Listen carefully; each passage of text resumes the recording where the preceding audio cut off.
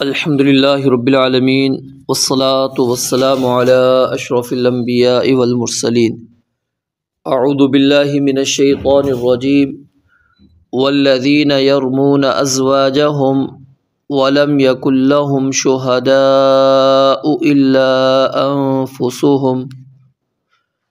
والذین یرمون ازواجہم، اور وہ لوگ جو تہمت لگائیں ازواجہم اپنی بیویوں پر، ولم یکن لہم شہداء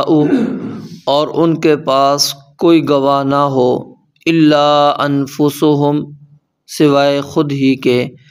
فشہادۃ احدہم پس ان میں سے ہر ایک کی گواہی، اربع شہادات باللہ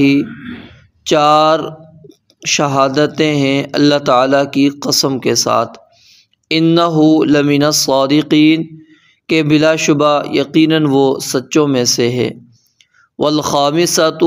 اور 5ویں قسم یہ اٹھائے گی اور اٹھائے گا مرد، ان لعنت اللہ علیہ کہ بے شک اس پر اللہ کی لعنت ہو، ان کان من الکاذبین اگر وہ جھوٹوں میں سے ہو، وَيَدْرَأُ اور ہٹائے گی دور کرے گی عنہا اپنے آپ سے العذاب عذاب کو، یعنی عورت سزا کو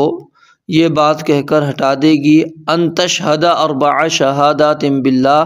کہ وہ اللہ کی قسم کے ساتھ 4 شہادتیں دے،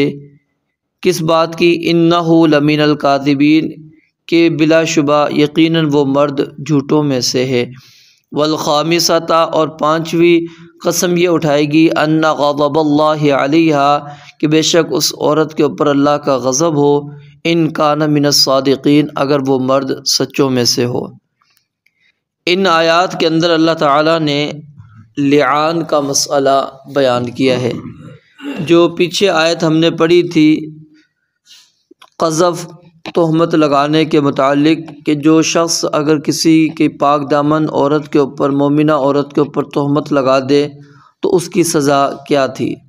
تو اب اس کے بعد یہ مسئلہ پیش آیا کہ اگر خاوند اپنی بیوی کو زنا کرتے ہوئے دیکھ لیتا ہے اور اس کے پاس 4 گواہ نہ ہوں تو وہ کیا کرے۔ اس کے متعلق 3 روایات آتی ہیں۔ سب سے پہلے یہ سوال کرنے والے سعد بن عبادہ رضی اللہ تعالیٰ عنہ تھے، انہوں نے فرضی طور پر یہ سوال کیا تھا کہ ابھی واقعہ پیش نہیں آیا، اور اسلام نے، رسول مکرم علیہ السلام نے اس چیز کو پسند نہیں فرمایا کہ کوئی شخص فرضی سوال کرے، یعنی ابھی معاملہ پیش ہی نہیں آیا اور وہ اپنی طرف سے، اپنی جانب سے اس سوال کو بناتا ہے اور پھر اس کا وہ جواب تلاش کرنا شروع کر دے۔ یہ اگر جو کلمات ہیں، حدیث کے اندر آتا ہے لو تفتح عمل الشیطان، یہ شیطان کے عمل کو، اس کے دروازے کو کھول دیتا ہے، تو یہ اسلام کو اگر پسند نہیں ہے کہ اگر یہ ہو جائے تو پھر کیا کرنا ہے، اگر یہ ہو جائے تو کیا کرے، نہیں، جب معاملہ پیش آ جائے پھر آ کر کہیں کہ یہ معاملہ اس طرح پیش آ چکا ہے، اب اسلام کا اس کے متعلق کیا حکم ہے، ہمیں کیا کرنا چاہیے، ہم نے یہ چیز پڑھی نہیں، دیکھی نہیں، یہ ہمارے لیے نئی ہے، تو اسلام کا اس کے متعلق کیا حکم ہے، تو اپنی طرف سے فرضی قصے کہانیاں بنا کر، فرضی سوالات بنا کر پھر اس کا جواب تلاش کرنا شروع کر دے تو یہ درست نہیں ہے۔ تو نبی علیہ السلام سے سعد بن عبادہ رضی اللہ تعالیٰ عنہ نے فرضی طور پر آ کر پوچھا، تو کہنے لگا اللہ کے نبی علیہ السلام، اگر میں اپنی بیوی کے ساتھ کسی اور کو پاؤں گا کیا میں اس کو مہلت دے دوں، چھوڑ دوں، حتیٰ کہ میں 4 گواہ لے کر آؤں؟ آپ نے فرمایا کہ ہاں، اس کو چھوڑ دو اور 4 گواہ لے کر آؤ۔ عبداللہ بن مسعود رضی اللہ تعالیٰ عنہ بیان فرماتے ہیں کہ ایک آدمی نبی علیہ السلام کے پاس آیا اور آپ سے اس نے پوچھا کہ اگر کوئی آدمی اپنی بیوی کے ساتھ کسی مرد کو پاتا ہے تو وہ یا تو بات کرے گا اس کے متعلق، اگر بات کرے گا تو تم اسے کوڑے مارو گے، یعنی اس کے پاس ظاہر 4 گواہ تو نہیں ہونے، تو تم نے اس کو پھر کوڑے مارنے ہیں، یا پھر وہ اس کو قتل کر دے گا، اگر وہ اس کو قتل کر دیتا ہے تو تم اس کو بھی قتل کر دو گے قصاصاً، یا پھر تیسری صورت یہی بنتی ہے کہ وہ خاموش رہے اس معاملے کے اوپر اور دل کے اندر غیظ و غضب لے کر بس چلتا پھرے اسی طرح۔ تو آپ علیہ الصلوۃ والسلام نے پھر اس موقع پر دعا کی، اللہم افتح، اے اللہ تو فیصلہ فرما دے کہ اب یہ معاملہ آ گیا ہے، کیا کروں اس کے اندر۔ تو اللہ رب العالمین نے یہ آیات نازل فرما دی لعان والی، اور پھر سب سے پہلے وہی شخص جس نے آ کے سوال کیا وہی مبتلا ہو گیا۔ اب یہاں پر اندازہ لگا لیجئے کہ یعنی فرضی سوال کرنے کا نقصان کیا ہوا کہ اللہ تعالیٰ نے اسی امتحان کے اندر اس بندے کو ڈال دیا، آزمائش کے اندر اسی شخص کو مبتلا کر دیا کہ جو کہہ رہا تھا اگر یہ ہوا تو میں نے یہ کروں تو یہ کروں، تو اللہ تعالیٰ نے اسی کو ہی مبتلا کر دیا۔ تو یہ بڑی یعنی کہ ہمارے لیے اس میں نصیحت ہے کہ فرضی بندہ سوالات نہ کرے، کیوں کہ ممکن ہے کہ اللہ تعالیٰ پھر اسی کے ذریعے سے ہی اسی بندے کی اس میں آزمائش کر لے۔ اور اسی طرح نبی علیہ الصلوۃ والسلام نے پھر اس کو اور اس کی بیوی کو بلایا اور ان دونوں نے آ کے لعان کیا۔ اب لعان کیا ہوتا ہے؟ اصل میں کیا ہے، 4 گواہ پیش کرنے ہوتے ہیں نا اس معاملے کے اوپر، کیونکہ تہمت لگائی جا رہی ہے۔ اب 4 گواہ تو اس صورت کے اندر میاں بیوی کے پاس نہیں ہوتے، تو اس رشتے کو ختم کرنے کے لیے پھر اللہ رب العالمین نے اور نبی علیہ الصلوۃ والسلام نے ایک طریقہ رکھا ہے، اس کو لعان کہتے ہیں، یعنی لعنت کرنا۔ لعان کا معنی ہوتا ہے لعنت کرنا۔ تو 4 قسمیں مرد کھائے گا، اور وہ 4 قسمیں کھا کر کیا کہے گا کہ اللہ کی قسم میں سچوں میں سے ہوں، میں نے اس کو یہ کرتے ہوئے دیکھا ہے۔ اور 5ویں قسم وہ اپنے متعلق پھر یہ کھائے گا کہ مجھ پر اللہ کی لعنت ہو اگر میں جھوٹ بول رہا ہوں۔ پہلے 4 قسمیں سچے ہونے کی کھانی ہے، پھر اس کے بعد 5ویں قسم وہ کھائے گا کہ مجھ پر اللہ کی لعنت ہو اگر میں جھوٹ بول رہا ہوں۔ اب ظاہر ہے مرد نے بات کی تھی عورت کے اوپر، اب اس لحاظ سے تو عورت کے اوپر کیا ہونا چاہیے، حد لگ جانی چاہیے تھی۔ اب کیونکہ یہ میاں بیوی ہیں تو اب عورت کو بھی اختیار دیا جاتا ہے کہ اگر آپ نے معاملہ کیا ٹھیک ہے، نہیں کیا تو ٹھیک ہے، تم بھی لعان کر لو۔ پھر وَيَدْرَأُ عَنْهَا الْعَذَابَ، وہ بھی اپنے آپ سے اس عذاب کو، اس سزا کو دور کرے گی۔ کیسے؟ وہ بھی 4 قسمیں کھائے گی، اور وہ 4 قسمیں کس کے متعلق کھائے گی؟ مرد کے متعلق، کیونکہ ظاہر مرد نے اس کے اوپر یہ الزام لگایا ہے، مرد نے اس کے اوپر بات کی ہے، شوہر نے اس کے اوپر بات کی ہے، تو وہ 4 قسمیں اٹھا کر کہے گی کہ اللہ کی قسم یہ جھوٹوں میں سے ہے، اللہ کی قسم یہ جھوٹوں میں سے، اللہ کی قسم یہ جھوٹوں میں سے۔ 4 قسمیں اس طرح کھا کر، اور 5ویں قسم وہ اپنے اوپر کھائے گی کہ مجھ پر اللہ کا پھر غضب ہو اگر وہ سچوں میں سے، کیونکہ یہاں پر اپنا اس کا عورت کا کوئی اختیار نہیں ہے نا، اس کی جانب سے بات آ رہی ہے، اس لیے 5ویں قسم کھائے گی مجھ پر اللہ کا غضب ہو اگر وہ سچ کہہ رہا ہے۔ تو 5ویں جب قسم کھانے لگتے تھے تو نبی علیہ الصلوۃ والسلام جو ہے ان کو نصیحت کرتے، روک دیتے میاں بیوی کو، اور خاص طور پہ عورت کو آپ علیہ الصلوۃ والسلام نے اس کو روکا، اس کو ڈرایا، نصیحت کی کہ اگر تم نے کیا توبہ کر لو، ٹھیک ہے، اگر نہیں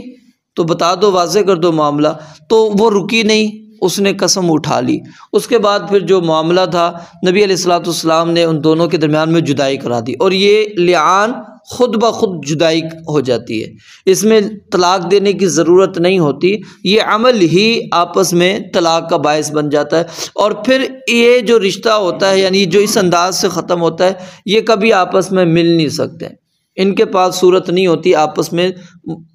کسی بھی انداز میں ملنے کی، یعنی کہ آگے وہ لڑکی کسی اور سے نکاح کر لے، اس کے بعد اس کو طلاق ہو جائے یا خاوند فوت ہو جائے پھر یہ دوبارہ آ جائے، نہیں، اس کے پاس یہ نہیں ہوتا، کیونکہ یہ فسخ نکاح کہلاتا ہے۔ نکاح یعنی اب بالکل اس سے ختم ہو چکا ہوتا ہے،